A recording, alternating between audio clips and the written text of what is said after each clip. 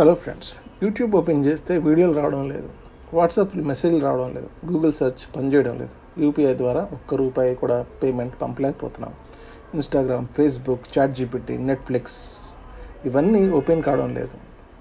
కేవలం కొన్ని గంటల్లోనే ప్రపంచం మొత్తం గందరగోళంగా మారిపోతుంది. కానీ ఈ మొత్తం వ్యవస్థను నిశ్శబ్దంగా నడిపించే ఒక మహాయంత్రం ఉంది. దాన్ని చాలామంది ఎప్పుడు చూడరు, దాని గురించి ఎక్కువ మాట్లాడరు. కానీ మన డిజిటల్ జీవితానికి అది గుండె లాంటిది. అదే డేటా సెంటర్. కానీ ఇప్పుడు ఒక పెద్ద ప్రశ్న ప్రపంచం ముందుంది. భారతదేశంలో వందలాది కొత్త డేటా సెంటర్లు నిర్మించాలా? కొంతమంది అనేది ఏంటంటే ఇవి భారతదేశానికి భవిష్యత్తు, ఏఐ యుగానికి ఒక పునాది అంటున్నారు. మరికొంతమంది ఇవి కరెంటుని ఎక్కువ మింగేస్తాయి, లక్షలాది లీటర్ని వినియోగిస్తాయి, పర్యావరణాన్ని నాశనం చేస్తాయి అంటున్నారు. ఏది నిజం? డేటా సెంటర్లు భారతదేశానికి వరమా లేక శాపమా? లేక భవిష్యత్తులో మనమే సృష్టించుకునే కొత్త సమస్యల? డేటా సెంటర్ అంటే అసలు ఏమిటి? చాలామంది డేటా సెంటర్ అంటే పెద్ద కంప్యూటర్ అనుకుంటారు. కానీ నిజానికి అది వేల నుంచి లక్షల వరకు సర్వర్లు ఒకే చోట పనిచేసే భారీ భవనం. మనం చూసే యూట్యూబ్ వీడియోలు మనం చూసే ఫోన్లో ఉండవు. మరి గూగుల్ సెర్చ్లు చేసే సాధారణ సమాచారం కూడా ఫోన్లో ఉండదు. మన జీమెయిల్, ఫొటోస్, ఇన్స్టా పోస్టులు, చాట్‌జీపీటీతో చేసే సంభాషణ ఇవన్నీ ప్రపంచంలోనే ఏదో ఒక డేటా సెంటర్లో నిల్వై ఉంటాయి. అంటే మన డిజిటల్ జీవితానికి బ్యాంక్ లాకర్లా పనిచేసేదే డేటా సెంటర్. 24 గంటలు 365 రోజులు ఒక్క సెకండ్ కూడా ఆగకుండా అవి పనిచేస్తూనే ఉంటాయి. అందుకే వీటిని నిరంతరం విద్యుత్ కానీ, high speed internet, battery backup, ఆధునిక భద్రత అవసరం. ఇప్పుడు భారతదేశం ఎందుకు డేటా సెంటర్లపై ఎంత భారీ పెట్టుబడులు పెడుతుంది? ఇది ఒక కారణం వల్ల కాదు. మొదటి కారణం ఏంటంటే భారతదేశంలో ఇంటర్నెట్ వినియోగదారుల సంఖ్య వేగంగా పెరుగుతుంది. ప్రతిరోజు కోట్ల మంది యూట్యూబ్ చూస్తున్నారు, యూపీఐ ద్వారా కోట్ల ట్రాన్సాక్షన్ జరుగుతున్నాయి, ఓటీటీలు చూస్తున్నారు, క్లౌడ్ స్టోరేజ్ ఉపయోగిస్తున్నాం అండ్ ఏఐ టూల్స్ వాడుతున్నారు. ఈ మొత్తం డేటాను ఎక్కడొక్కడ నిల్వ ఉంచాలి కదా, అందుకే కొత్త డేటా సెంటర్లు అవసరం ఉంది. రెండో కారణం artificial intelligence, ChatGPT, AI video generation, AI coding and AI research. ఇవన్నీ సాధారణ యాప్లు కావు. ఇవి వేలాది జీపీయూతో పనిచేసే భారీ కంప్యూటింగ్ శక్తి కోరుకుంటాయి. జీపీయూ అంటే ఏఐ పనులను వేగంగా ప్రాసెస్ చేసే ప్రత్యేక చిప్. ఏఐ ఎంత వేగంగా పెరుగుతుందో అంతే వేగంగా డేటా సెంటర్ల అవసరం కూడా పెరుగుతుంది. ఇప్పుడు ప్రపంచంలోని పెద్ద టెక్ కంపెనీలు ఇప్పుడు డేటా సెంటర్లపై $1 బిలియన్ ఖర్చు చేస్తున్నాయి. మూడో కారణం డేటా సెంటర్ ఇప్పుడు కొత్త చమురని ప్రపంచం నమ్ముతుంది. ఒకప్పుడు దేశాలు చమురు కోసం పోటీ పడ్డాయి. ఇప్పుడు డేటా కోసం, ఏఐ కోసం, క్లౌడ్ కోసం, డిజిటల్ ఇన్ఫ్రాస్ట్రక్చర్ కోసం పోటీ పడుతున్నాయి. అందుకే భారతదేశం కూడా ఈ రేస్లో వెనకబడకూడదని ప్రయత్నిస్తుంది. భారతదేశానికి వచ్చే లాభం ఏంటి? ఇప్పుడు చాలామంది చెప్పే మొదటి ప్రశ్న ఉద్యోగాలు. ఒక పెద్ద డేటా సెంటర్ నిర్మాణం సమయంలో వేలాది ఉద్యోగాలు దొరుకుతాయని. Civil engineer, electrical engineer, fibre network technicians, security, maintenance కాంట్రాక్టర్లు, ఇలా ప్రత్యేకంగా కానీ పరోక్షంగా కానీ వేలాది ఉద్యోగాలు ఏర్పడతాయని చెప్పేసి ఇక్కడ ఒక నిజం ఉంది. డేటా సెంటర్ నిర్మాణం పూర్తయిన తర్వాత పర్మనెంట్ ఉద్యోగాలు అంత ఎక్కువగా ఉండవు. అంటే ఉద్యోగాలు వస్తాయి కానీ అవి నిర్మాణ దశలోనే ఉంటాయి. రెండో ప్రయోజనం ఏంటంటే విదేశాల పెట్టుబడి. ప్రపంచంలోనే అతిపెద్ద క్లౌడ్ కంపెనీలు, ఏఐ కంపెనీలు, డిజిటల్ ఇన్ఫ్రాస్ట్రక్చర్ కంపెనీలు భారతదేశంలోనే డేటా సెంటర్ నిర్మించడానికి $1 బిలియన్ పెట్టుబడి పెడుతున్నాయి. దీంతో స్థానిక వ్యాపారులకు అవకాశం పెరుగుతాయి. రియల్ ఎస్టేట్, పవర్ ఎక్విప్మెంట్, బ్యాటరీలు, కూలింగ్ సిస్టమ్స్, ఇలా అనేక కంపెనీలకు డిమాండ్ పెరుగుతుంది. మూడో ప్రయోజనం వేగవంతమైన ఇంటర్నెట్. ఒకసారి ఆలోచించండి, మీరు చూసే యూట్యూబ్ వీడియోలు అమెరికా నుంచి, సర్వేల నుంచి వస్తే లోడ్ కావడానికి ఎక్కువ సమయం పడుతుంది. అదే వీడియోలు భారతదేశంలో డేటా సెంటర్ నుంచి ఉంటే త్వరగా ఓపెన్ అవుతాయి. అందుకే పెద్ద కంపెనీలు ప్రతి దేశంలోనే డేటా సెంటర్ నిర్మిస్తున్నాయి. దీంతో వినియోగదారులకు అంటే కస్టమర్లకు మెరుగైన అనుభవం లభిస్తుంది. నాలుగో ప్రయోజనం డిజిటల్ భద్రత. ఒక దేశ పౌరుల డేటా, బ్యాంకింగ్ సమాచారం, ప్రభుత్వ రికార్డులు అన్నీ విదేశాల్లో ఉంటే అది ఒక రకమైన భద్రతకే సవాల్. అదే డేటా మన దేశంలో ఉంటే చట్టపరమైన నియంత్రణ సులభం అవుతుంది. అందుకే చాలా దేశాలు ఇప్పుడు తమ డేటాను తామే నిలువ చేసుకోవాలని చూస్తున్నారు. కానీ ఎంతవరకు విన్నాక డేటా సెంటర్లు మంచివి అనిపించవచ్చు. అయితే ఇక్కడ నుంచి అసలు కథ మొదలవుతుంది. ఎందుకంటే ప్రతి కొత్త డేటా సెంటర్ రోజుకి లక్షల యూనిట్ విద్యుత్ని వినియోగించవచ్చు. కొన్ని సందర్భాల్లో భారీ మొత్తంలో నీటిని కూడా ఉపయోగించవచ్చు. స్థానిక విద్యుత్ వ్యవస్థపై ఒత్తిడి పెంచవచ్చు, పర్యావరణంపై ప్రభావం చూపించవచ్చు. అంటే భారతదేశం డిజిటల్ సూపర్ పవర్గా మారాలంటే దానికి చెల్లించాల్సిన ధర కూడా ఉంటుంది. ఆ ధర ఎంత? అది నిజంగా విలువైందేనా? డేటా సెంటర్ వల్ల వచ్చే విద్యుత్ సమస్యలు, నీటి వినియోగం, పర్యావరణ ప్రభావం, స్థానిక ప్రజలపై ప్రభావం, ప్రపంచంలోనే నిజమైన ఉదాహరణలు, అలాగే ఈ సమస్యలకు ఉన్న పరిష్కారాలను తెలుసుకుందాం. ఇప్పటి వరకు డేటా సెంటర్ వల్ల వచ్చే లాభాల గురించి చూసాం. కానీ ఇప్పుడు ఒక ప్రశ్న. గూగుల్, మైక్రోసాఫ్ట్, అమెజాన్, మెటా లాంటి పెద్ద కంపెనీలు ఎందుకు ఇప్పుడు సౌర విద్యుత్, విండ్ పవర్, అణుశక్తి అంటే న్యూక్లియర్ పవర్ వరకు వెళ్ళి విద్యుత్ కొనుగోలు చేస్తున్నాయి. కారణం ఒకటే, డేటా సెంటర్లకు ప్రపంచంలోనే అత్యధిక విద్యుత్ వినియోగించే సదుపాయాల్లో ఒకటిగా మారుతున్నాయి. ఇప్పుడు డేటా సెంటర్ వల్ల సమస్యల గురించి చూద్దాం. మొదటి సమస్య, మన ఇంట్లో ఒక ఫ్యాన్, 2 లైట్లు, ఒక ఫ్రిడ్జ్, ఒక టీవీ వాడితే నెలకు కొన్ని వందల యూనిట్ విద్యుత్ ఖర్చు అవుతుంది. కానీ ఒక పెద్ద డేటా సెంటర్ ఒక్క సెకండ్ కూడా ఆగకుండా పనిచేస్తుంది. వేలాది సర్వర్లు, వాటిని చల్లగా ఉంచే భారీ cooling system, network equipments, backup system, ఇవన్నీ నిరంతరం విద్యుత్ని వినియోగిస్తూనే ఉంటాయి. అందుకే ప్రపంచవ్యాప్తంగా విద్యుత్ డిమాండ్ వేగంగా పెరుగుతుంది. మామూలుగా మన ఇంట్లో రోజుకి 10 నుంచి 30 కిలోవాట్స్ యూనిట్ విద్యుత్ వినియోగం ఉంటుంది. అదే ఒక పెద్ద డేటా సెంటర్ రోజుకి 2400 మెగావాట్స్ యూనిట్ నుంచి 24,000 మెగావాట్స్ విద్యుత్ వినియోగించుకోగలదు. 1 మెగావాట్స్ అంటే 1000 యూనిట్లతో సమానం. అంటే ఒక్క డేటా సెంటర్ రోజుకి 24,000 యూనిట్స్ నుంచి 24 లక్షల యూనిట్స్ వరకు విద్యుత్ వినియోగించగలదు. అది లక్షలాది ఇళ్లకు సరిపడే విద్యుత్తో సమానం.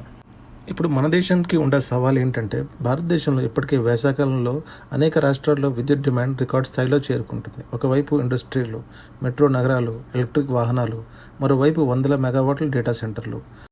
ఇప్పుడు అసలైన ప్రశ్న ఏంటంటే, ఈ డేటా సెంటర్కు విద్యుత్ ఎక్కడి నుంచి వస్తుంది? ఇది రెన్యూవబుల్ ఎనర్జీ ద్వారానా, అంటే నేచురల్ రిసోర్స్ సహజ వనరుల ద్వారా ఉత్పత్తి చేయబడుతుందా, సోలార్ ప్లాంట్స్ ద్వారా, విండ్ టర్బైన్స్ ద్వారా, హైడ్రో ఎలక్ట్రిక్ ప్లాంట్స్ ద్వారా మనం పవర్ జనరేట్ చేసుకోవచ్చు. ఆ పవర్ జనరేట్ చేసి డేటా సెంటర్కి ఇస్తున్నామా, లేదా బొగ్గు ఆధారిత విద్యుత్ కేంద్రాల ద్వారానా? ఒకవేళ బొగ్గు విద్యుత్ మీద ఆధారపడితే డేటా సెంటర్లు పరోక్షంగా కార్బన్ ఎమిషన్ను పెంచే అవకాశం ఉంటుంది. కానీ మన భారతదేశంలో ఎలక్ట్రిసిటీకి మెయిన్ సోర్స్ వచ్చేసరికి బొగ్గు అంటే కోల్. 74% భారతదేశంలో విద్యుత్ బొగ్గును కాల్చి ఉత్పత్తి చేస్తారు. సౌరశక్తి అంటే సోలార్ సిస్టమ్ ద్వారా 10%, సూర్యరశ్మిని ఉపయోగించి విద్యుత్ని తయారు చేస్తాం. గాలి శక్తి ద్వారా 5%, జల విద్యుత్ అంటే హైడ్రో పవర్ ద్వారా 8%, న్యూక్లియర్ రియాక్టర్ ద్వారా 2%ని విద్యుత్ని తయారు చేస్తాం.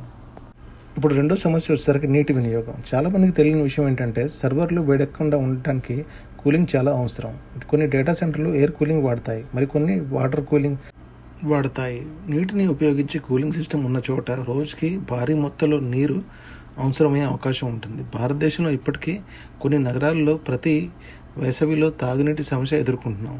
అలాంటి ప్రాంతాల్లో డేటా సెంటర్లు వస్తే స్థానిక ప్రజలకు నీటి లభ్యతపై ప్రభావం ఉంటుందా అనే ప్రశ్న సహజంగానే వస్తుంది. అయితే ఇక్కడ ఒక విషయం గుర్తుంచుకోవాలి, అన్ని డేటా సెంటర్లు ఒకే రకంగా నీటిని వినియోగించవు. కొత్త డేటా సెంటర్లు liquid cooling, closed loop cooling, recycle water లాంటివి ఉపయోగించి నీటి వినియోగాన్ని తగ్గించే ప్రయత్నం చేస్తున్నాయి. అంటే సమస్య ఉంది, కానీ దీనికి టెక్నికల్ సొల్యూషన్ ద్వారా డేటా సెంటర్ని ఎలా కూల్ చేయాలో అనే అంశం కూడా అభివృద్ధి చెందుతున్నాయి. ఏఐ డేటా సెంటర్లకు కరెంటు మాత్రమే కాదు, నీళ్ళు కూడా అవసరం. కొన్ని భారీ డేటా సెంటర్లు రోజుకి లక్షల నుంచి కోట్ల లీటర్ నీటిని కూలింగ్ కోసం వినియోగిస్తాయి. మూడో సమస్య ఏంటంటే పర్యావరణ ప్రభావం. ఒక డేటా సెంటర్ అంటే కేవలం కంప్యూటర్లు మాత్రమే కాదు, అది ఒక భారీ భవనం. వేల టన్నుల ఉక్కు, సిమెంట్, కేబుల్స్, జనరేటర్లు, ఎయిర్ కండిషనర్ వ్యవస్థలు, బ్యాటరీ బ్యాంకులు, ఇవన్నీ తయారు చేయడానికి సహజ వనరులను అవసరం. అలాగే కొన్ని డేటా సెంటర్లు అత్యవసర పరిస్థితుల్లో డీజిల్ జనరేటర్లు కూడా ఉపయోగిస్తాయి. వీటి వినియోగం పరిమితంగా ఉన్న వాయు కాలుష్యంపై ప్రభావం చూపే అవకాశం ఉంటుంది. నాలుగో సమస్య భూమి. డేటా సెంటర్లకు పెద్ద స్థలం అవసరం. ఆ స్థలంలో భారీ విద్యుత్ సబ్స్టేషన్లు, cooling plants, security zone, network వ్యవస్థలు, ఇవన్నీ ఏర్పాటు చేయాలి. కొన్ని ప్రాంతాల్లో దీనికోసం పారిశ్రామిక భూమిని ఉపయోగిస్తారు. కొన్ని చోట్ల కొత్త భూమిని అభివృద్ధి చేస్తారు. కొన్ని ఏఐ డేటా సెంటర్ క్యాంపస్లు 500 నుంచి 2,000 ఎకరాల భూమి అవసరం ఉంటుంది. ఇక ఐదో సమస్యకు వస్తే ఉద్యోగాల గురించి ఉన్న అపోహ. చాలామంది అనుకుంటున్నారు ఒక డేటా సెంటర్ వస్తే వేలాది పర్మనెంట్ ఉద్యోగాలు వస్తాయని చెప్పేసి, కానీ నిజం కొంచెం భిన్నంగా ఉంది. నిర్మాణ దశలో వేలాది ఉద్యోగాలు రావచ్చు, కానీ నిర్మాణం పూర్తయ్యాక అలాంటి డేటా సెంటర్ను నిర్వహించడానికి వందల సంఖ్యలో లేదా కొన్ని సందర్భాల్లో అంతకంటే తక్కువ మంది చాలు. అంటే డేటా సెంటర్లు మంచి పెట్టుబడులే, కానీ అవి భారీ ఉద్యోగాలు మాత్రం రావు. అమెరికాలో 5,400 డేటా సెంటర్లు ఉన్నాయి. యూరోప్లో 3,360 డేటా సెంటర్లు ఉన్నాయి. మన భారతదేశంలో 2,070 డేటా సెంటర్లు ఉన్నాయి. సింగపూర్లో 100 డేటా సెంటర్ల దాకా ఉన్నాయి. ఏఐ విప్లవం కారణంగా కొత్త డేటా సెంటర్ నిర్మాణంలో చాలా దేశాలు వేగంగా పెరుగుతున్నాయి. సింగపూర్ ఒక సమయంలో 2019-2022 సంవత్సరంలో కొత్త డేటా సెంటర్ అనుమతులపై తాత్కాలికంగా పరిమితులు విధించింది. ఎందుకంటే దేశ విస్తరణ చిన్నది, విద్యుత్ భూమి వనరులు పరిమితంగా ఉన్నాయి. తర్వాత 2022 సంవత్సరం నుంచి అత్యంత ఎనర్జీ ఎఫిషియెంట్ డేటా సెంటర్లకే ప్రాధాన్యత ఇచ్చింది. యూరోప్లో 360 డేటా సెంటర్లు ఉన్నాయి. చాలా దేశాలు కొత్త డేటా సెంటర్లకు రెన్యూవబుల్ ఎనర్జీ అంటే పునరుత్పాదక శక్తి, solar energy, wind energy, hydro ఎనర్జీల ద్వారా విద్యుత్ వినియోగాన్ని ప్రోత్సహిస్తున్నాయి. భారతదేశం ఏం నేర్చుకోవాలి? మనం డేటా సెంటర్కు వ్యతిరేకించాల్సిన అవసరం లేదు. అలాగే ఎటువంటి ప్రణాళిక లేకుండా వేల సంఖ్యలో నిర్మించడం కూడా సరైన మార్గం కాదు. భారతదేశానికి అవసరమైంది స్మార్ట్ ప్లానింగ్. ఎక్కడ నిర్మించాలి, ఎంత విద్యుత్ అందుబాటులో ఉంది, రెన్యూవబుల్ ఎనర్జీ ఎంత ఉంది, నీటి పరిస్థితి ఎలా ఉంది, స్థానిక ప్రజలపై ప్రభావం ఎంత, ఈ ప్రశ్నలన్నిటికీ సమాధానం చూసిన తర్వాతే కొత్త డేటా సెంటర్లకు ప్రాజెక్టులకు ముందుకెళ్ళాలి. ఎందుకంటే ఈరోజు మనం తీసుకునే నిర్ణయాలే రేపు డిజిటల్ భారతదేశాన్ని నిర్మిస్తాయి లేదా కొత్త సమస్యలను తెస్తాయి. అయితే ఈ సమస్యలన్నిటికీ నిజంగానే పరిష్కారం ఉందా? భవిష్యత్తులో వచ్చే green data centres, liquid cooling, AI infrastructure, nuclear power, renewable energy ఇవి భారతదేశాన్ని డిజిటల్ సూపర్ పవర్గా మార్చగలవా? లేక మనం ఇంకా పెద్ద సవాళ్ళని ఎదుర్కోబోతున్నామా? భవిష్యత్తు ఎలా ఉండబోతుందో, భారతదేశం ఏ నిర్ణయం తీసుకోవాలో, చివరికి డేటా సెంటర్లు నిజంగా వరమా లేక భారమా, అసలు విషయం ఏంటో తెలుసుకుందాం. ఇప్పటి వరకు మనం చూసింది డేటా సెంటర్లు భారతదేశానికి పెట్టుబడులు తీసుకురాగలవు, డిజిటల్ ఆర్థిక వ్యవస్థను వేగవంతం చేయగలవు. AI, cloud computing, startup ecosystem అంటే కొత్త వ్యాపారాలు విజయవంతం అవడానికి అవసరమైన మద్దతుయే కానీ వ్యవస్థే కానీ ఎదగడానికి పునాది వేయగలవు. అదే సమయంలో భారీ విద్యుత్ అవసరం, నీటి వినియోగం, మీ పర్యావరణంపై ఒత్తిడి, స్థానిక వనరులపై ప్రభావం ఇలాంటి సవాళ్ళను కూడా తీసుకురాగలవు. మరి ఇప్పుడు అసలు ప్రశ్న, ఈ సమస్యకు పరిష్కారం ఉందా? సమాధానం ఉంది, కానీ అంత సులభం కాదు. భవిష్యత్ గ్రీన్ డేటా సెంటర్ల దశగా వెళ్తుంది. కొన్ని సంవత్సరాల క్రితం డేటా సెంటర్లు అంటే ఎక్కువ కరెంట్, ఎక్కువ వేడి, ఎక్కువ ఖర్చు అనే అభిప్రాయం ఉండేది. కానీ ఇప్పుడు ప్రపంచం పూర్తిగా మారిపోయింది. గూగుల్, మైక్రోసాఫ్ట్, అమెజాన్, మెటా లాంటి కంపెనీలు ఇప్పుడు కేవలం డేటా సెంటర్లు నిర్మించడం కాదు, గ్రీన్ డేటా సెంటర్ నిర్మించడానికి భారీగా పెట్టుబడులు పెడుతున్నాయి. గ్రీన్ డేటా సెంటర్ అంటే అవసరమైనంత విద్యుత్ని సౌరశక్తి అంటే సోలార్ ఎనర్జీ, పవన్ శక్తి, విండ్ ఎనర్జీ లాంటి రెన్యూవబుల్ ఎనర్జీ నుంచి విద్యుత్తును తీసుకోవడం, విద్యుత్ వృధా కాకుండా అత్యంత సమర్థవంతమైన సర్వర్లను ఉపయోగించడం, నీటిని తిరిగి శుద్ధి చేసి మళ్ళీ వినియోగించడం, కార్బన్ ఎమిషన్ను తగ్గించడం. అంటే లక్ష్యం డేటా సెంటర్లు ఆపడం కాదు, వాటిని మరింత సమర్థవంతంగా మార్చడం. లిక్విడ్ కూలింగ్ ఒక కొత్త పరిష్కారం. మీ కంప్యూటర్ ఎక్కువ వేడెక్కితే ఫ్యాన్ స్పీడ్ పెరుగుతుంది కదా, అదేవిధంగా డేటా సెంటర్లో కూడా సర్వర్లు ఎక్కువ వేడి ఉత్పత్తి చేస్తాయి. అందుకే ఇప్పుడు చాలా కంపెనీలు ఎయిర్ కూలింగ్ నుంచి లిక్విడ్ కూలింగ్ వైపు వెళ్తున్నాయి. ఈ విధానంలో ప్రత్యేక లిక్విడ్స్ ద్వారా సర్వర్ల నుంచి వేడిని చాలా వేగంగా బయటకు తీస్తారు. దీంతో విద్యుత్ వినియోగం తగ్గే అవకాశం ఉంటుంది. కొన్ని సందర్భాల్లో నీటి వినియోగం కూడా తగ్గుతుంది. ముఖ్యంగా ఏఐ సర్వర్లకు ఇది మరింతగా ఉపయోగపడుతుంది. రిన్యూవబుల్ ఎనర్జీ లేకుండా భవిష్యత్తు సాధ్యమేనా? ఇక్కడ భారతదేశానికి అత్యంత కీలకమైన ప్రశ్న మొదలవుతుంది. ఒకవేళ రేపు భారతదేశంలో వందలాది కొత్త డేటా సెంటర్లు నిర్మిస్తే వాటికి కావాల్సిన విద్యుత్ ఎక్కడి నుంచి వస్తుంది? ఒకవేళ అది బొగ్గు ఆధారిత విద్యుత్ అయితే డిజిటల్ అభివృద్ధి జరుగుతుంది, కానీ కార్బన్ ఎమిషన్ కూడా పెరిగే అవకాశం ఉంటుంది. భూమి వేడెక్కుతుంది, గ్లోబల్ వార్మింగ్, క్లైమేట్ చేంజెస్, తుఫాన్లు, వరదలు ఇవన్నీ ఎక్కువ అవుతాయి. హిమనదులు కరిగి సముద్రం మట్టం పెరుగుతుంది, వ్యవసాయం దిగుబడి తగ్గుతుంది. అదే solar energy, wind energy, hydro electrical plants, nuclear energy ద్వారా విద్యుత్ ఉత్పత్తి చేస్తే అప్పుడు అభివృద్ధి, పర్యావరణ పరిరక్షణ రెండూ మధ్య సమతుల్యత సాధించే అవకాశం ఉంటుంది. అందుకే డేటా సెంటర్ల భవిష్యత్తు విద్యుత్ భవిష్యత్తు నేరుగా అనుసంధానమై ఉంటాయి. ఏఐ యుగం వల్ల భారత్కు అవకాశం. ఇప్పుడు ప్రపంచం మొత్తం ఆర్టిఫిషియల్ ఇంటెలిజెన్స్ వైపు పరిగెత్తుతుంది. ఏఐకి చాలా పెద్ద డేటా స్టోరేజ్ కావాలి, చాలా ఎక్కువ కంప్యూటింగ్ పవర్ కావాలి, అంటే చాలా ఎక్కువ డేటా సెంటర్లు కూడా అవసరం. ఇక్కడ భారతదేశానికి ఒక పెద్ద అవకాశం ఉంది. ప్రపంచంలోనూ అతిపెద్ద యువ జనాభా, వేగంగా పెరుగుతున్న ఇంటర్నెట్ వినియోగం, పెరుగుతున్న స్టార్టప్ ఇకోసిస్టమ్, బలమైన సాఫ్ట్వేర్ టాలెంట్, ఈ 4 అంశాలు భారతదేశాన్ని ఏఐ ఇన్ఫ్రాస్ట్రక్చర్ హబ్గా మార్చగలిగే సామర్థ్యాన్ని కలిగి ఉన్నాయి. కానీ ఇది ఆటోమేటిక్గా జరగదు. దీనికి సరైన విధానాలు అవసరం. భారత్ ఏం చేయాలి? నా అభిప్రాయం కాదు, చాలామంది నిపుణులు సూచిస్తున్న కొన్ని కీలక విషయాలు ఉన్నాయి. మొదటిది, విద్యుత్ సామర్థ్యాన్ని పెంచాలి. డేటా సెంటర్లు నిర్మించే ముందు సామర్థ్యమైన విద్యుత్ సరఫరా ఉండాలి. రెండవది, రెన్యూవబుల్ ఎనర్జీ వినియోగాన్ని తప్పనిసరి చేయాలి. కొత్త డేటా సెంటర్లో solar, wind, battery storage, biomass, nuclear energy వంటి పరిష్కారాలను ప్రోత్సహించాలి. మూడవది, నీటి వినియోగానికి కఠినమైన ప్రమాణాలు ఉండాలి. నీటి కొరత ఉన్న ప్రాంతంలో కొత్త డేటా సెంటర్ అనుమతులు ఇచ్చేటప్పుడు ప్రత్యేక జాగ్రత్తలు అవసరం. రీసైకిల్డ్ వాటర్ వినియోగాన్ని పెంచాలి. నాలుగవది, ప్రాంతాల ఎంపిక చాలా కీలకం. ప్రతి నగరంలోనూ ప్రతి జిల్లాలోనూ డేటా సెంటర్ నిర్మించడం సరైన నిర్ణయం కాకపోవచ్చు. విద్యుత్, నీరు, ప్రకృతి పరిస్థితులు అన్నీ పరిశీలించిన తర్వాతే స్థలం ఎంపిక చేయాలి. 5వది స్కిల్డ్ వర్క్ ఫోర్స్ తయారు చేయాలి. భవిష్యత్తులో data centre engineers, cooling specialist, cyber security experts, cloud engineering, AI infrastructure specialist వీరి అవసరం మరింత పెరిగే అవకాశం ఉంటుంది. అందుకే విద్యుత్ వ్యవస్థ కూడా అందుకు సిద్ధంగా ఉంచాలి. మరి చివరికి డేటా సెంటర్లు భారతదేశానికి వరమా లేక భారమా? నిజానికి సమాధానం ఈ రెండిట్లో ఒకటి కాదు. డేటా సెంటర్లు ఒక కత్తి లాంటివి. ఆ కత్తితో మనిషిని కాపాడొచ్చు లేదా గాయపరచవచ్చు.